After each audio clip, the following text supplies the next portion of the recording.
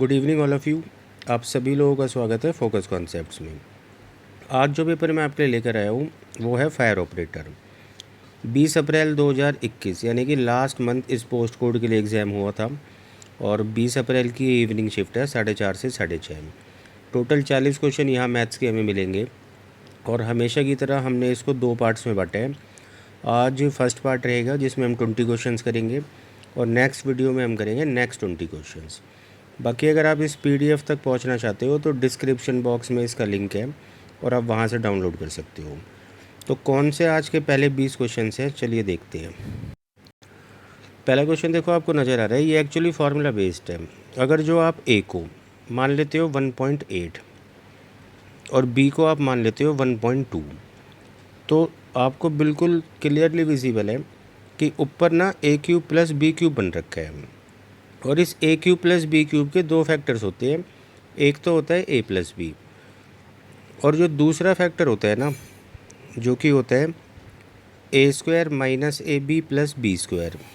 तो आप देख पा रहे हो बिल्कुल वही फैक्टर ना नीचे भी बन रहे हैं, देखो यहाँ। तो ये दोनों कैंसिल आउट हो जाएंगे और आंसर इस क्वेश्चन का ए प्लस बी रह जाना है, जो कि 3 बनाएगा। बाकी पेपर में इतना कुछ नहीं लिखना होता, ये मुझे समझाना था। सीधा सीधा आप एक स्टेप में ख़त्म कर सकते हो। चलते हैं अगले क्वेश्चन पर। देखो question number 2 profit and loss discount से है। यहाँ हमें बता रखा है कि एक तो है भाई कमीज और एक है पैंट। तो इनके अंकित मूल्य यानी कि मार्क प्राइस का रेशियो दे रखा है और ये रेशियो 1:2 है। इस रेशियो में आप जो मर्जी मार्क प्राइस मान सकते हो, मैं 100 और 200 मान लेता हूँ।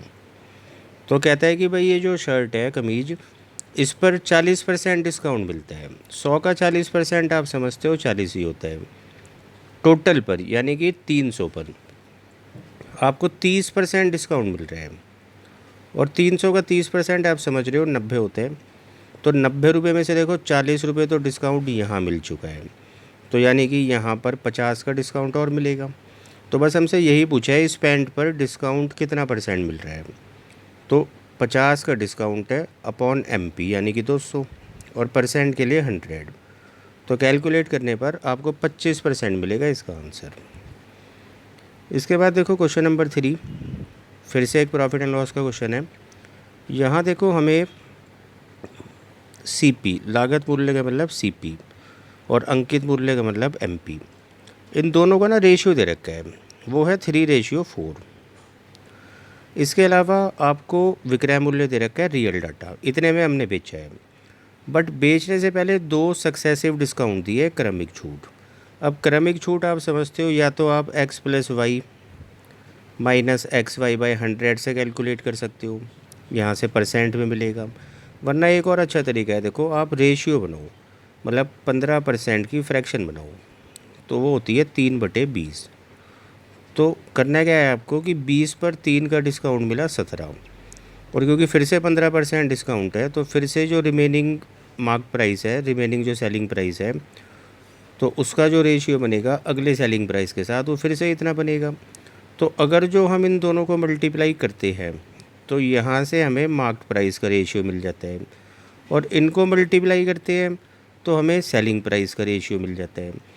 अब आप देख पा रहे हो कि भाई 400 रुपये अगर कोई प्रोडक्ट था जिस पर 400 रुपये लिखे थे, तो 15% के ना 2 डिस्काउंट के बाद वो हमें 289 में मिलेगा, मतलब 289 में दुकानदार बेचेगा। पहली बात तो ये है कि भाई जो मार्क प्राइस है उसको बैलेंस कर लो। यहाँ आप 400 लिख रहे हो, यहाँ 4 लिख रहे हो, तो इसको 400 लिख लेते हैं और उसी के रेस्पेक्ट में CP भी 300 हो गया। अब आप बड़े ध्यान से देखो, पूछा जा रहा है कि लॉस कितना हुआ। तो 300 वाला सामान 289 में बेचा है, तो इसका मतलब हुआ कि नुकसान 11 का हुआ रेशियो में।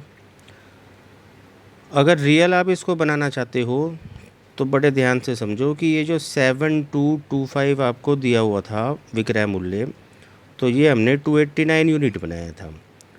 ऐसे डिवाइड करने पर 1 की वैल्यू मिल जाएगी और निकालनी हमने 11 की वैल्यू है।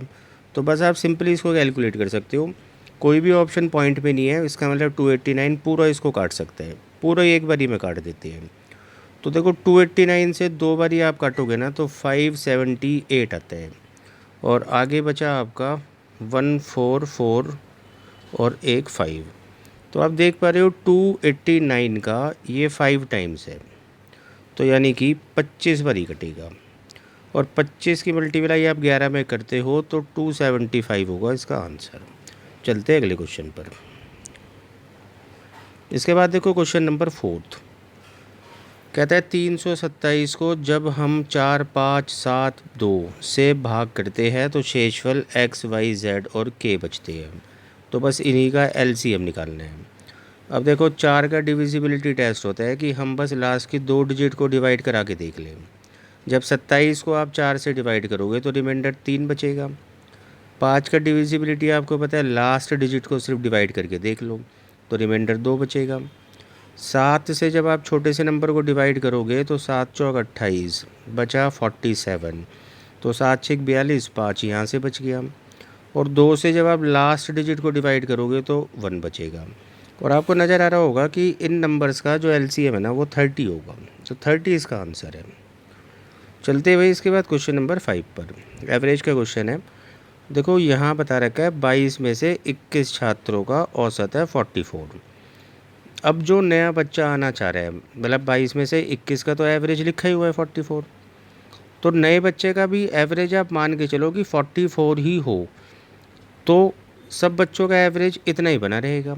अगर जो नए बच्चे का भी 44 हुआ तो, और नए बच्चे का 44 तो है ही, लेकिन उससे कुछ ज़्यादा है। कितना ज़्यादा है? 22। तो अब इस 22 का क्या करना है कि ये एक्स्ट्रा सम है, इसको वापस बांट दो 22 बच्चों में, तो क्या होगा कि एवरेज 1 से बढ़ जाएगा, यानी कि टोटल 22 बच्चों का एवरेज 45 होगा। आप इसको ऐसे कर सकते हो। जिसको नहीं समझ में आ रहा है भाई, देखो मैं बता देता हूँ डिटेल क्या करना होता है। 21 छात्रों का जैसे कि एवरेज 44 है, तो आप मल्टीप्लाई कर लेना, जो भी आ रहा है, मान लो x आ रहा है। और उसी तरीके से एक बच्चे का एवरेज 66 है, मान लो यहाँ y मिल रहे हैं, तो आप टोटल सम करोगे और सिंपली उसको 22 बच्चों से डिवाइड कर दोगे, तो भी आपको एवरेज 45 मिल जाएगा। चलते हैं अगले क्वेश्चन पर। देखो भाई अगले क्वेश्चन ने बोला एक संख्या n को 3 भागों में इस प्रकार बांटा जाना है। सुनो, पहले आपको करना क्या है कि वो 3 भाग ना आप बना लो, a, b और c मान लेता हूँ मैं। तो तीनों भागों को मिलाकर n बनना चाहिए। दूसरी बात, किस तरीके से बांटने हैं कि पहले 2 भागों का योग यानी कि a प्लस b बराबर हो तीसरे भाग के यानी c के k% के, और निकालना हमने तीसरा भाग है, तो इसका मतलब है a प्लस बी को रिप्लेस करना होगा। अब आप देखो समझो, यहाँ से अगर जो मैं c को यहाँ भेज दूँ तो आप बोलोगे a प्लस बी की वैल्यू n माइनस सी होनी चाहिए, तो n माइनस सी बराबर हो गया c के बाय 100 के। आप करो क्या, इस माइनस सी को यहाँ से हटा लो और इधर लाके जोड़ दो। अच्छा, 100 से मल्टीप्लाई होने पर ये 100 सी बन जाएगा, और ये पूरा अब नीचे 100 आ गया। इस 100 को यहाँ से हटा के आप यहाँ ले आओ। उसके बाद आप क्या कर सकते हो कि देखो c को कॉमन ले सकते हो, मतलब कि 100n इक्वल्स टू, जब c को कॉमन लोगे तो ब्रैकेट में k प्लस 100 बचा। अब जैसे कि आपको वैल्यू निकालनी है c की, तो यही पार्ट उठा के आप नीचे ले आओ, तो c आपको मिल जाएगा 100n अपॉन में k प्लस 100। चलो भाई इसके बाद चलते हैं अगले क्वेश्चन पर। देखो अगले क्वेश्चन में अगर जो आप लिख के करोगे एक एक को, बहुत टाइम वेस्ट होगा। थोड़ा सा समझना, देखो यहाँ आपको सिर्फ इतनी सी बात में नज़र आ रहा होगा कि y कॉमन टर्म है, y इधर तो 2 है और इधर 1 है, तो 2 और 1 का एलसीएम 2 होता है, मतलब हम इन वाले नंबर्स को 2 से मल्टीप्लाई करके लिखें। तो अभी तक हमें x, y, z मिल चुका है, और वो मिल रहा है हमें 1, 2 और 6। अब आप आगे देखो, z को आप 6 बना चुके हो, जबकि z यहाँ पर ना आपको 3 नज़र आ रहे हैं, तो मतलब इस रेशियो को डबल करके लिखो, हो जाएगा बैलेंस। तो डबल करके जब लिखोगे तो z तो 6 बन गया और w भी साथ साथ 16 हो गया। अब आप यहाँ देख पा रहे हो कि भाई w की वैल्यू 5 दे रखी है, और जबकि इधर 16 है, तो 16 और 5 का एलसीएम 80 होता है। इन नंबर्स को पकड़ के सबको 5 से मल्टीप्लाई कर दो, और उसी तरीके से इन दोनों नंबर्स को 16 से मल्टीप्लाई कर दो। तो आपको यहाँ से ना देखो W तो 80 मिल जाएगा और साथ साथ U 16 दूनी 32 मिल गया। अब सभी नंबर सभी वेरिएबल्स हमें मिल चुके हैं, तो ये पार्ट हमें कैलकुलेट करना है। देखो तो आप देख पा रहे हो x 5 बन रहे हैं, y जो है 10 बन रहे हैं और जो u है वो 32 बन रहे हैं। अपॉन में आप क्या लिखोगे, W स्क्वायर यानी कि 80 इंटू 80 और इंटू में z की वैल्यू है 30।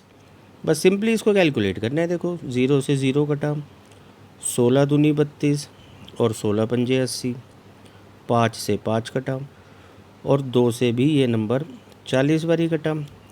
तो कुल मिलाकर जो आपको मिलने वाला है ना, ऊपर तो मिला 1 और नीचे आपको मिल रहा है 40 दिए 120। तो 1:120 इस सवाल का होगा आंसर। चलते हैं अगले क्वेश्चन पर। अगला क्वेश्चन देखो, आप कर क्या सकते हो। देखो 48 स्क्वायर को ना 48 गुना 48 लिख लो। अच्छा, उसके नीचे आप लिखोगे under root of question mark की जगह एक्स हमें निकालना है। उधर 2 की पावर 5 आपको याद होनी चाहिए, 32 गुना 3। तो 32 गुना 3 को अगर आप नीचे ले आते हो, रूट एक्स को वहाँ भेज देते हो, तो आप समझ पा रहे हो कि 32 इंटू 3 इसको काट सकता है। तो काट दो कि भाई 16 दूनी और 16 तीन। अच्छा, 2 गुना 3 6 और 6 से ही कटा 8 बारी। तो कहने का मतलब क्या है कि रूट एक्स हमें 24 मिल रहे हैं। तो आप यहाँ से अंडर रूट हटाओगे तो उधर स्क्वायर हो जाएगा और 24 का स्क्वायर होता है 576। इसके बाद देखो अगला क्वेश्चन है। यहाँ कहता है एक कार्यालय में ना 3 विभाग है। एक तो है देखो विपणन, दूसरा है लेखा और तीसरा है आपका बिक्री। तो हमें इन तीनों का एवरेज दे रखा है। यहाँ पर दे रखा है 8000, इधर हमें दे रखा है 7000 और इधर दे रखा है 9000।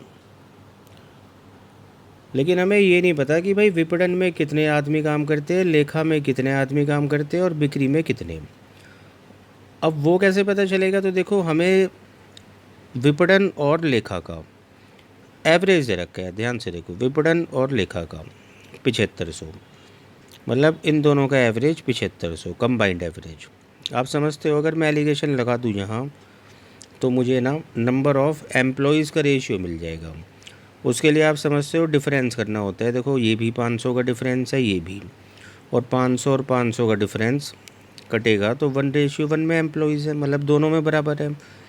उसी तरीके से लेखा और बिक्री, इन दोनों का भी आपको देखो एवरेज दे रखा है कंबाइंड 8000। तो इन दोनों के बीच में रख दो आप। फिर से आप जब करोगे इनका डिफरेंस तो देखो यहाँ भी 1000 मिल रहा है, यहाँ भी 1000 मिल रहा है और 1000 और 1000 भी क्या रेशियो बनाता है, 1:1। तो कहने का मतलब क्या हुआ कि भाई तीनों में ना बराबर है एम्प्लॉयज़, एक मान लेते हैं। अब आप मुझे बताओ, विपणन में एक आदमी 8000 रुपये कमा रहा है तो टोटल विपणन में 8000 ही हो रही है कमाई।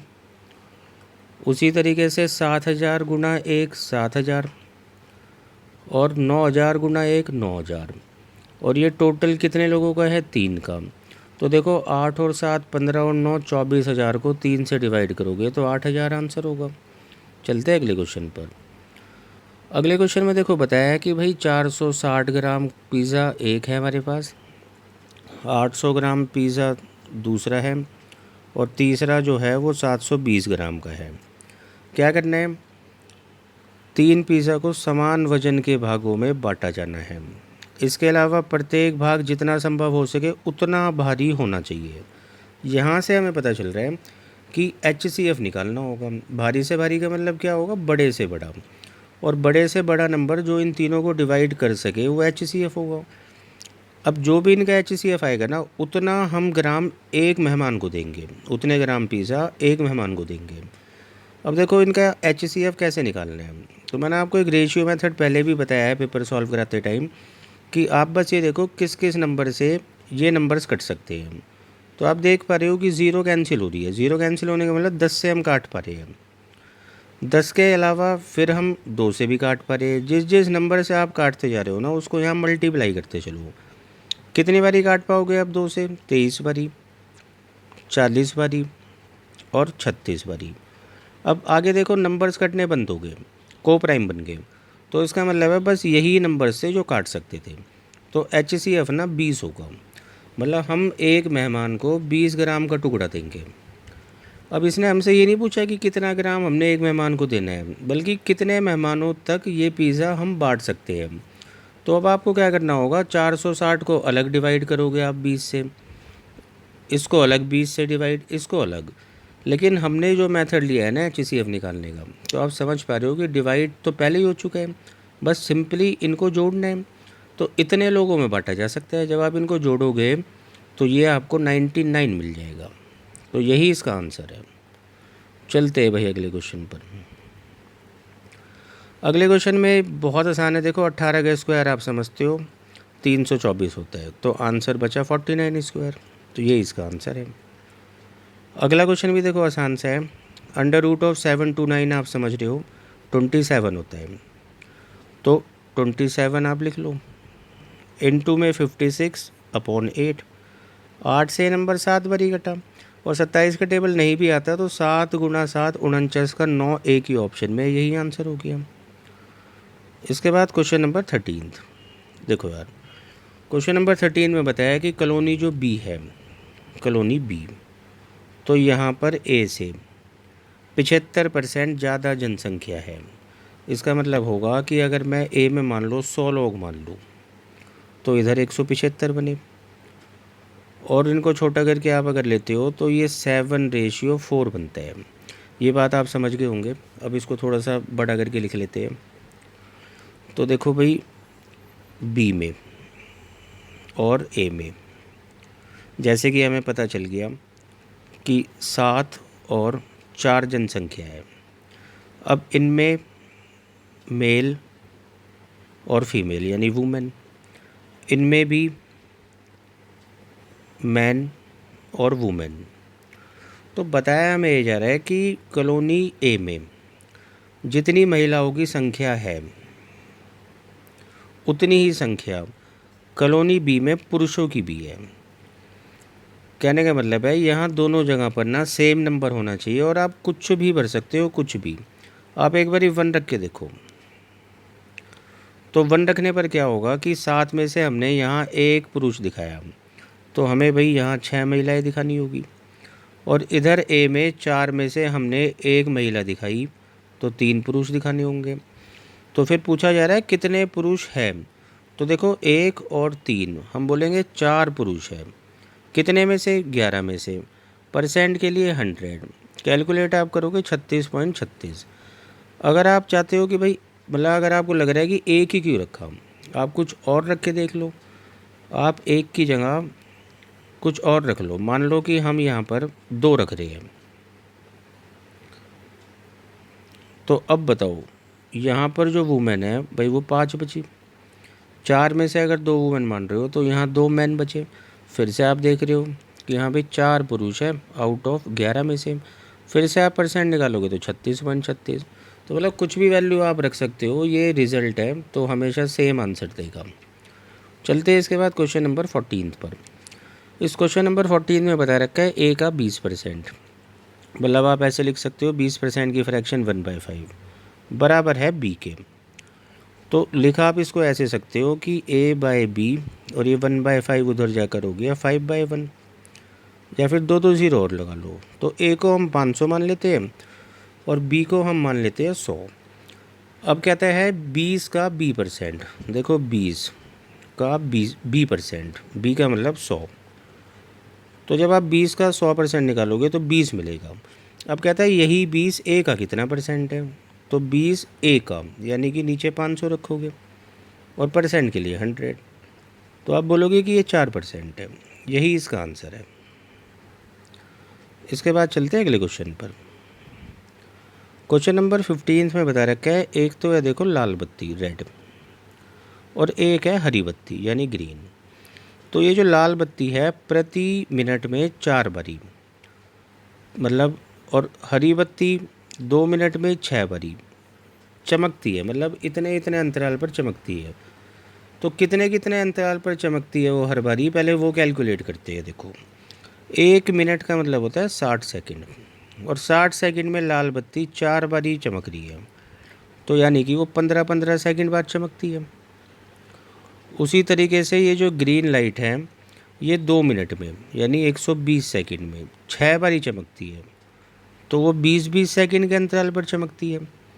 अब आप आगे समझ रहे हो, अगर मैं पूछूं कि भाई दोनों एक साथ कितने कितने अंतराल पर चमकेंगे, तो सिंपली एलसीएम लेना होता है, और इनका एलसीएम क्या होगा, 15 और 20 का 60 सेकंड, और 60 सेकंड का मतलब कि हर 1 मिनट बाद ऐसा होगा। पूछा जा रहा है 1 घंटे में कितनी बारी होगा, तो भाई 1 घंटे में 60 मिनट होते हैं और हर 1 मिनट में ऐसा हो रहा है, तो आप कहोगे टोटल 60 टाइम्स होगा, इसीलिए इसका आंसर है 60। इसके बाद आ जाते हैं क्वेश्चन नंबर 16 पर। देखो इस क्वेश्चन नंबर 16 ये पार्टनरशिप का क्वेश्चन है। पार्टनरशिप में क्या होता है कि कैपिटल इनटू में टाइम, इनको मल्टीप्लाई करने पे प्रॉफिट का रेशियो पता चलता है। अब आप ध्यान से समझो, इन दोनों की कैपिटल आपको दे रखी है 3 और 4 के रेशियो में, मतलब एक है ये सुरेंद्र और एक है ये नरेंद्र। उसके अलावा नरेंद्र जो है ना, उसका टाइम हमें दे रखा है कि केवल 3 महीने के लिए ही निवेश करता है, ये नंबर अपने पास नहीं है। अच्छा, अगर दोनों को हम मल्टीप्लाई करें तो प्रॉफिट का रेशियो हमें मिलना चाहिए, और वो रेशियो पहले ही बता रखा है। कहता है कि नरेंद्र जो है केवल 3 महीने के लिए अपनी पूंजी निवेश करता है, और जितना सुरेंद्र ने लाभ प्राप्त किया उससे आधा लाभ प्राप्त करता है। तो देखो जितना लाभ सुरेंद्र को हो रहा है उससे आधा लाभ हो रहा है नरेंद्र को, मतलब 2:1 में। तो बस हमें ये बताना है कि भाई कितने टाइम के लिए इसने निवेश किया। अब लिखने में तो देखो आप इसको x मान के ऐसे भी लिख सकते हो भाई 3x, और उधर से नरेंद्र का 4 × 3, ये कैपिटल इनटू टाइम बता दिया मैंने, तो बराबर प्रॉफिट के कर दो, x की वैल्यू कैलकुलेट कर लोगे आप, दिख भी रहा होगा आपको 3 से 3 कटा और x बराबर हो गया 8। या फिर आप यहाँ भी कैलकुलेट कर सकते हो कि 3 से 3 तो काट ही दो, एक बता रहा है 4 को, तो 2 कितने को बताएगा, आप बोलोगे 8 को, तो वो 8 बस यही लिख सकते हैं हम। तो इसका मतलब 8 महीने के लिए निवेश किया था सुरेंद्र ने। क्वेश्चन नंबर भाई 17। देखो 2 आदमी है यहाँ पर, रचित और अर्चित, तो दोनों के ना क्रय मूल्य दे रखे P और 2P। इसके अलावा रचित अपने सामान को लागत मूल्य से x% अधिक अंकित करके बेचता है। अर्चित अपने सामान को लागत मूल्य से 2x% अधिक अंकित करके x% की छूट देता है, और दोनों को समान लाभ प्राप्त होता है। तो y का मान ज्ञात करें। अब देखो यार, ऐसा है कि रचित जो है ना और जो दूसरा आदमी है अर्चित, तो ये दोनों बराबर कमा रहे हैं, तो हमें ये दोनों का प्रॉफिट और प्रॉफिट बराबर कर लेना है। अच्छा, रचित का जो प्रॉफिट होगा ना, देखो वो इतना होगा P का x%, और वो इसलिए होगा क्योंकि देखो उसने x% बढ़ा तो लिया और डिस्काउंट कुछ नहीं दिया, तो इसका मतलब x% ही कमाया, तो इसलिए जो उसकी CP है मैं उसका x% निकालूंगा तो प्रॉफिट आ जाएगा। अब अगर कुछ बच्चे सोच रहे 100% में जोड़ना चाहिए x, तो उससे सेलिंग प्राइस आएगा। अगर सेलिंग प्राइस निकालना होता फिर मैं 100% प्लस x% करता, अभी सिर्फ प्रॉफिट निकालना है। अब इसको बराबर कर दो अर्चित के प्रॉफिट के साथ, तो अर्चित का प्रॉफिट कैसे निकलेगा, उसका CP कितना है भाई 2P, और प्रॉफिट % कितना है, तो वो कैलकुलेट करना पड़ेगा। देखो एक आपने ये फार्मूला पढ़ा होगा x + y + xy/100, तो इससे हम सक्सेसिव चेंज पता करते हैं, और जब हम प्राइस बढ़ाकर डिस्काउंट देते हैं ना, तो ये भी सक्सेसिव ही होता है। तो कहने का मतलब है इसके थ्रू हम पता लगा सकते हैं कितना प्रॉफिट उसको हुआ। अब समझते हैं कैसे। जैसे कि उसने 2x से बढ़ाया था, तो इसका मतलब है x का मतलब होगा यहाँ 2x से, और फिर x का डिस्काउंट दे दिया -x, दोनों को मल्टीप्लाई करोगे तो -2x² अपॉन में 100, तो हम इतना % कह सकते हैं कि उसको प्रॉफिट हुआ होगा। और आप लिखना चाहो तो 2x में से x गया तो x माइनस 2x² बाई 100। भाई इसको डिटेल ही करना पड़ेगा और कोई चारा नहीं है। तो आप इसको लिख सकते हो, देखो x माइनस 2x² लिख देते हैं यहाँ पर, एक सेकंड, कि x माइनस 2x² अपॉन 100%, इतना परसेंट उसको प्रॉफिट हुआ है।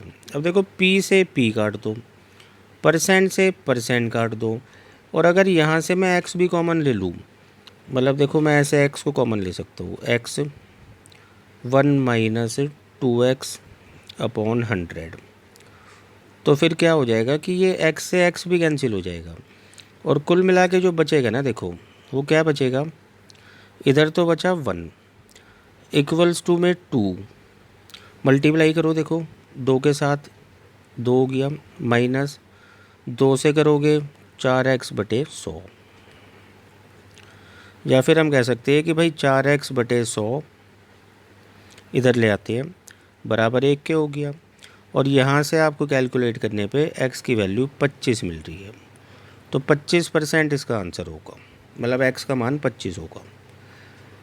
इसके बाद देखो क्वेश्चन नंबर 18, बिल्कुल आसान सा सवाल है। अब इसको सिंप्लीफाई करते चलो, जैसे 6 को 6 से डिवाइड करोगे 1 मिल रहा है, 1 की गुणा 9 में करोगे 9, 9 + 6 15, आगे आपको मिल रहा है 9 × 6 54, फिर आगे आपको मिल रहा है देखो 6 × 9 54, तो होगा क्या कि 4 से 54 कटेगा और 15 में से 6 गया तो 9 इसका आंसर होगा। चलते हैं अगले क्वेश्चन पर। अगला क्वेश्चन देखो भाई, प्रॉफिट एंड लॉस का है। कहता है कि यदि कोई खुदरा व्यापारी अपने सामान के अंकित मूल्य पर 20% की छूट देता है और इस तरह लागत मूल्य पर बेचता है, तो लागत मूल्य से अंकित मूल्य कितना प्रतिशत अधिक है। आप मान लो कि भाई मार्केट प्राइस इसने 100 रुपये रखा हुआ है, अंकित मूल्य 20% की छूट देती, तो 80 रुपये में जो इसने बेचा है ना, वो क्रय मूल्य के जितना ही बेचा है। तो CP यहाँ पर 80 है, MP यहाँ पर 100 है, तो पूछा है कि CP से कितना अधिक है MP, तो आपको नज़र आ रहा होगा 20 अधिक है किससे, CP से, यानी 80 नीचे, और परसेंट के लिए 100 कैलकुलेट आप करोगे तो 25% आपको आंसर मिलेगा। तो सवाल का आंसर होगा 25%। चलो इस पेपर का लास्ट क्वेश्चन है, देखो यहाँ कहता है एक नंबर आपको दे रखा है और ये 16 से पूर्ण विभाजित है, तो लास्ट डिजिट जो k है उसकी जगह क्या होना चाहिए। अब देखो 16 का डिविजिबिलिटी टेस्ट क्या होता है, 16 बनती है 2 की पावर 4 से, तो आप ऐसे याद रखो किसी भी नंबर कि हम लास्ट की ना 4 डिजिट्स को बस 16 से डिवाइड कर ले, अगर जो ये चारों डिजिट 16 से डिवाइड हो रही है तो चाहे फिर 1000 डिजिट का नंबर भी क्यों ना हो, वो भी 16 से डिवाइड होगा ही होगा। तो आप ध्यान से देखो, ये जो नंबर आपको दे रखा है इसकी लास्ट 4 डिजिट्स 3 2 1 k है। अब 16 से जब आप इसको डिवाइड करके देखोगे तो नज़र ही आ रहा है 16 दूनी 32, और यहाँ k की जगह अगर 6 होगा तो 16 × 6, तो इसका मतलब k की जगह ना 6 होना चाहिए। तो यहाँ ये पेपर भाई ख़त्म होता है, जल्दी मिलते हैं इसके सेकंड पार्ट के साथ। जब तक आप इसको कंप्लीट करो, thank you, bye, take care.